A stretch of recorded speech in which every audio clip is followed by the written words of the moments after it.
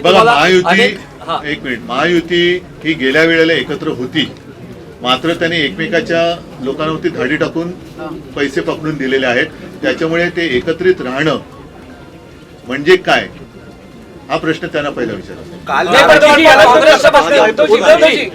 तुम्हाला काँग्रेसचे नेते जे मोठ्या प्रमाणामध्ये बांगलादेशी लोक घुसपेटिया करून महाराष्ट्रात वास्तव्य करत आहे, खोटे प्रमाणपत्र तयार करून राहत आहे, कित्येक प्रमाणपत्र आढळले आहे, विदर्भात सर्वात जास्त आढळले आहे. यावर काय कारवाई व्हावी, काय मागणी असणार?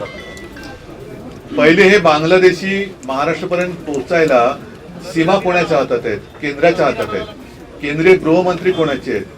ते इतर पक्ष फोडाफोडीच्या नादात तिकडे चाणक्यगिरी दाखवण्यापेक्षा तिकडे त्यांनी शौर्य दाखवावं, सीमा त्यांनी सील कराव्या की जेणेकरून घुसखोरी होणार नाही, आणि घुसखोरी एकदा थांबवल्यानंतर मग त्यांनी इतर पक्षांकडे लक्ष द्यावं. पण दुर्दैवाने असं झालं, मी मागेही बोललो तर तेच सांगतो, आज आपल्या देशाला पंतप्रधान नाहीयेत, आज आपल्या देशाला गृहमंत्री नाहीयेत, देशाला संरक्षण मंत्री नाहीयेत. हे सगळे मंत्री हे भारतीय जनता पक्षाचे मंत्री आहेत, देशाचे नाहीयेत.